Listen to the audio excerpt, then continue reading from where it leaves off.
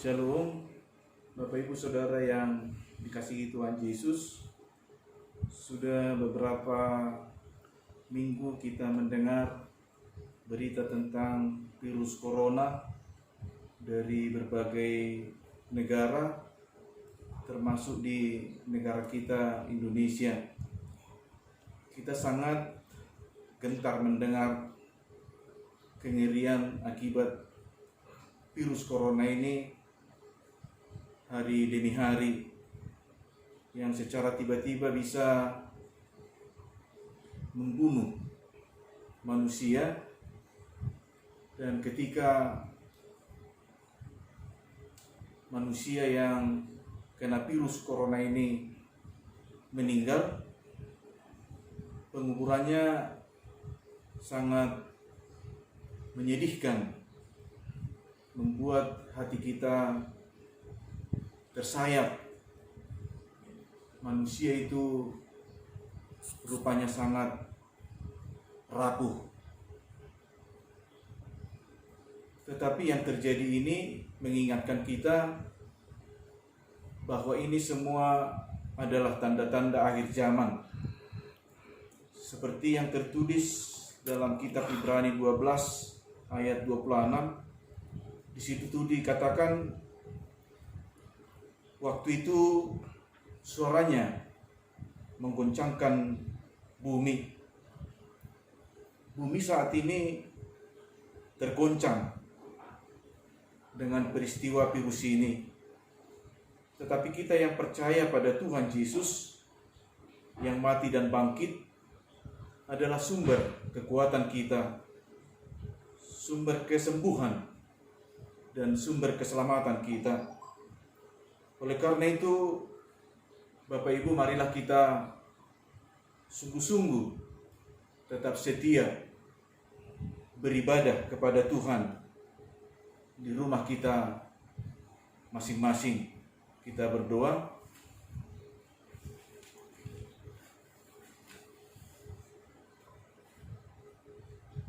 Damai dan sejahtera dari Allah Bapa yang melampaui segala akal pikiran manusia, itulah kiranya menyertai hati dan pikiranmu di dalam mendengarkan firman Tuhan yang berkuasa itu, di dalam nama Yesus Kristus Tuhan kita. Amin. Firman Tuhan yang menjadi khotbah renungan pada Minggu Palmarum ini yang bertemakan Sambutlah Rajamu, dari Injil Yohanes pasal 12 ayat 12 hingga ayat 19 yang berbunyi demikian. Keesokan harinya, ketika orang banyak yang datang merayakan pesta, mendengar bahwa Yesus sedang di tengah jalan menuju Yerusalem, mereka mengambil daun-daun palem dan pergi menyongsong dia sambil berseru-seru, Hosianna, diberkatilah dia yang datang dalam nama Tuhan, Raja Israel.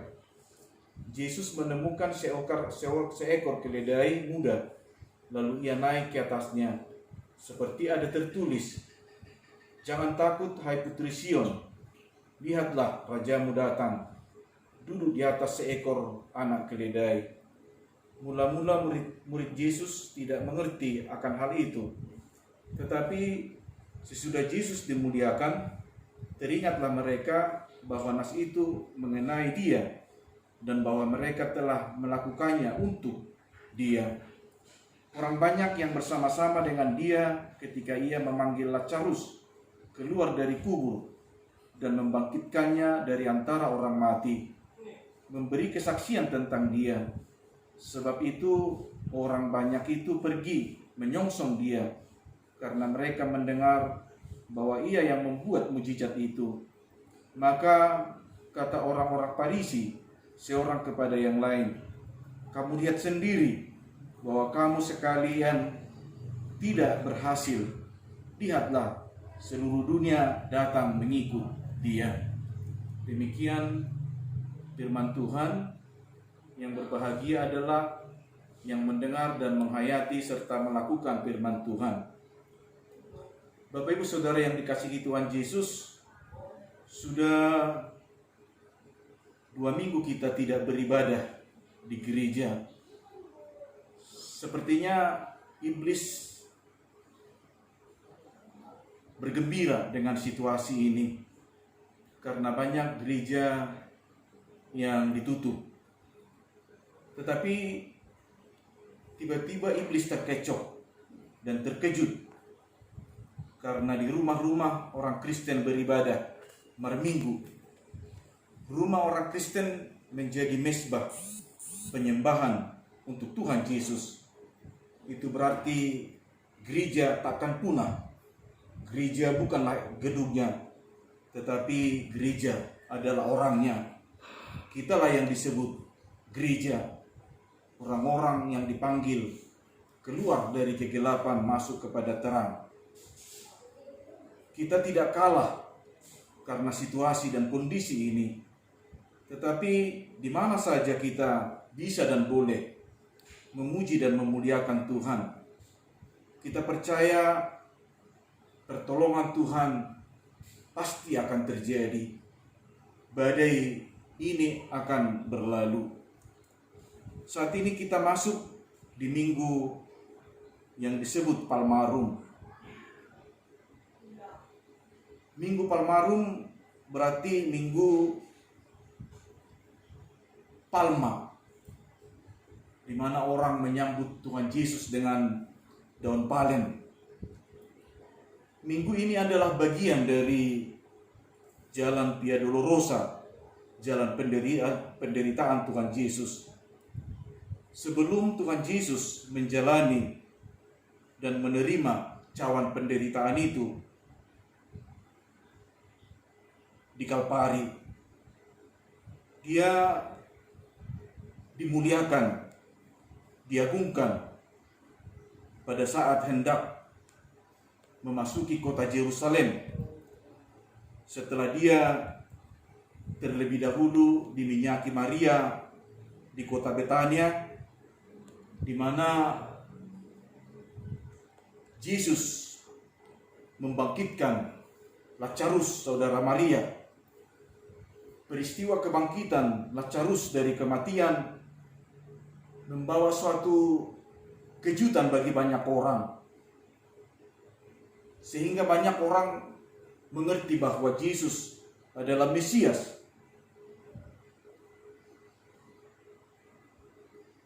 Penolong yang dapat melakukan berbagai-bagai mujizat.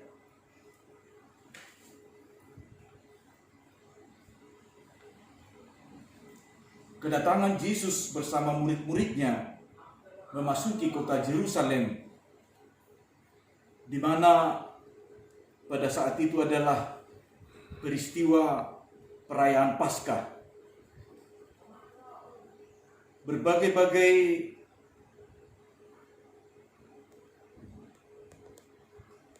manusia, berbagai-bagai orang datang untuk merayakan Paskah ke Yerusalem, karena memang Bait Suci berdiri di Yerusalem. Diperkirakan pada saat itu yang datang untuk mengikuti perayaan Paskah, perayaan di mana Tuhan melakukan tanda ajaib ketika membawa umat Israel keluar dari tanah Mesir menuju tanah perjanjian. Yang hadir pada saat itu hampir 2.700.000 orang. Banyak orang telah mendengar berita tentang Yesus yang melakukan berbagai-bagai tanda mujizat, termasuk mujizat Lazarus yang dibangkitkan dari antara orang mati.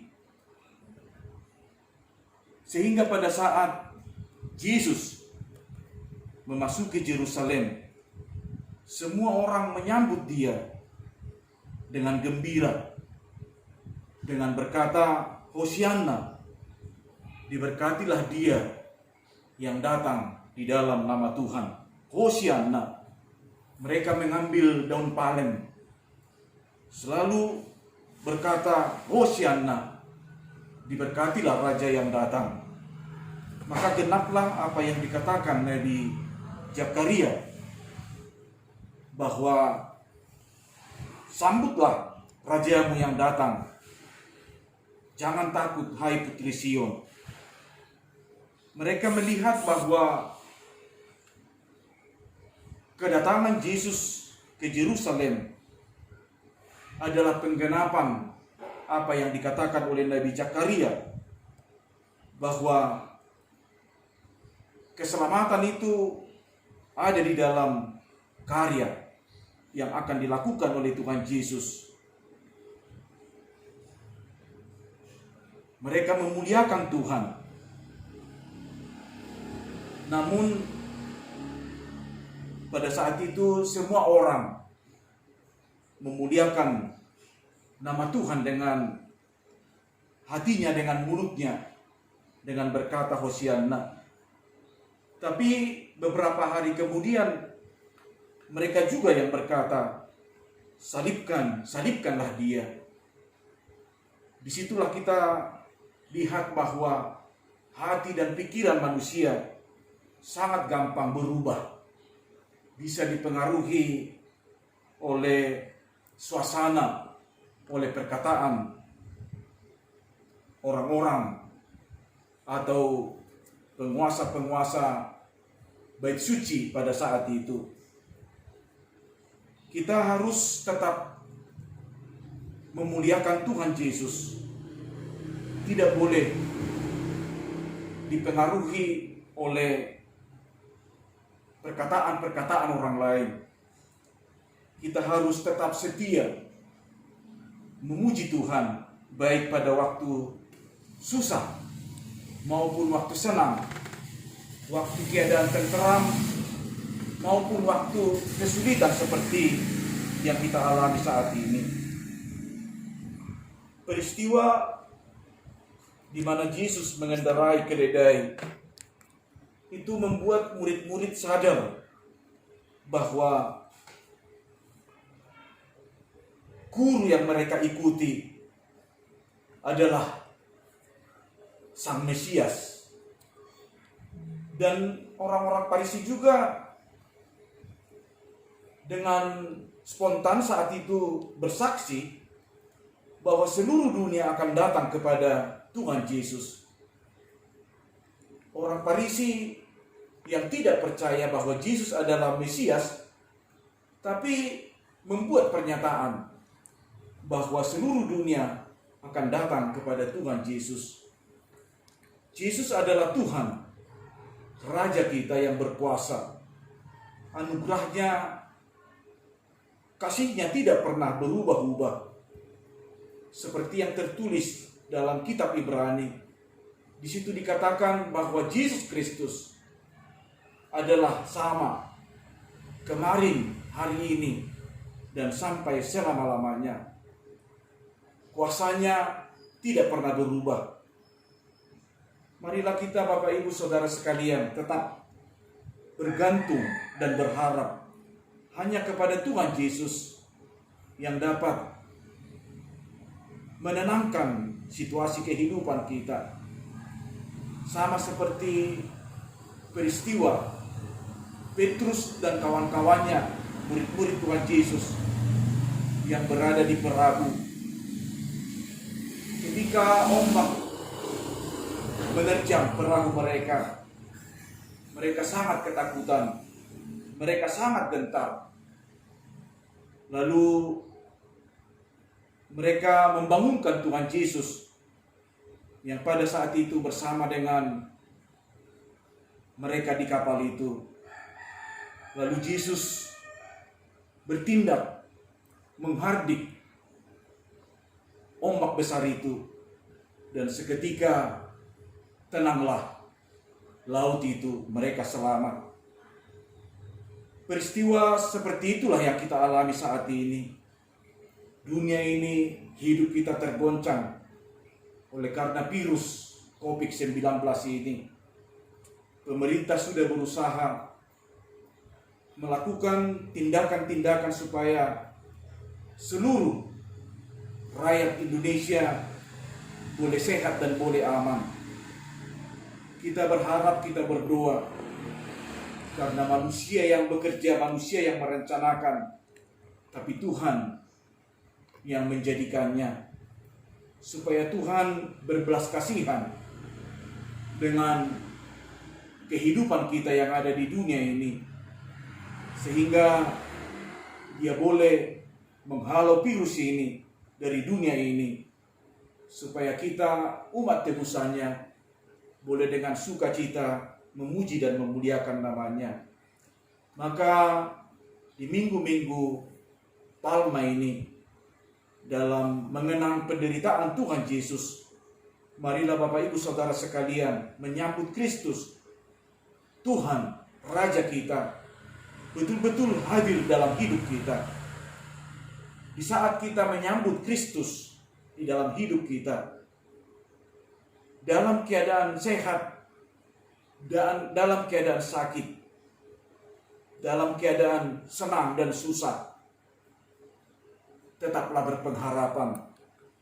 Ingatlah, pertolongan Tuhan tidak akan pernah terlambat bagi setiap orang yang percaya, yang berseru kepada Dia. Penolong yang sejati dalam hidup kita adalah Tuhan Yesus.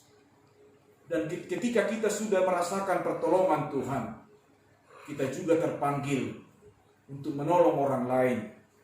Saat-saat seperti ini, seharusnya kita dan gereja melakukan aksi di mana hidup kita boleh menjadi berkat bagi orang lain.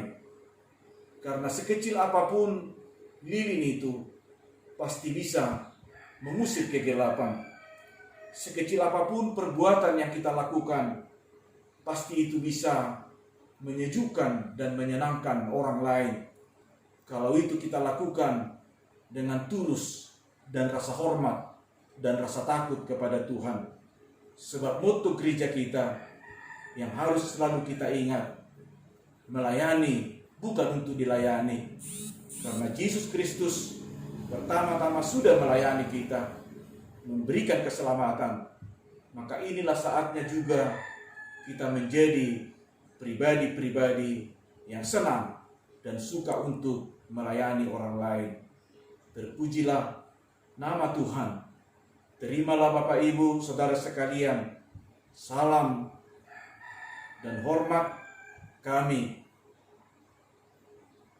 pengurus gereja kita, GKP Gloria Resort Gloria Semalingkar. Terpujilah nama Tuhan kekal sampai selama-lamanya. Amin. Kita berdoa. Terima kasih Tuhan untuk anugerah-Mu. Terima kasih untuk pertolongan-Mu, penyertaan-Mu dalam kehidupan kami hari lepas hari. Kami rindu Tuhan selalu mengingatkan kami di dalam Roh-Mu yang kudus itu, supaya tetap setia mengikut Tuhan, sekalipun berbagai-bagai kesulitan dan persoalan kehidupan yang kami hadapi pada saat ini. Tapi yakinkan iman percaya kami bahwa di dalam nama Tuhan Yesus, badai pasti akan berlalu. Pertolongan-Mu sempurna, anugerah-Mu sempurna dalam kehidupan kami. Sertailah kami Tuhan, tuntunlah kami. Berikanlah sukacita di hati kami. Berikanlah kekuatan bagi kami dalam menjalani hari-hari hidup kami. Berikanlah kesetiaan bagi kami seluruh umat-Mu untuk tetap beribadah yang kami lakukan di rumah kami masing-masing.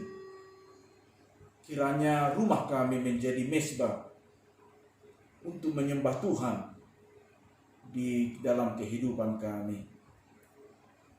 Kuatkanlah Tuhan pemerintah kami dalam memerangi virus corona ini. Kuatkanlah para medis dan dokter yang merawat orang-orang yang sakit. dan berilah kesembuhan Tuhan bagi orang-orang yang sakit, supaya mereka memperoleh kehidupan dan mereka juga memuji dan memuliakan Tuhan. Ke dalam tangan pengasihan-Mu kami serahkan seluruh kehidupan kami ini. Sertailah kami Tuhan. Kasihanilah kami Tuhan, orang berdosa ini. Ampunilah kesalahan kami. Berbelas kasihanlah Tuhan kepada kami umat-Mu. Di dalam nama Tuhan Yesus Kristus kami berdoa dan bersyukur. Amin. Shalom.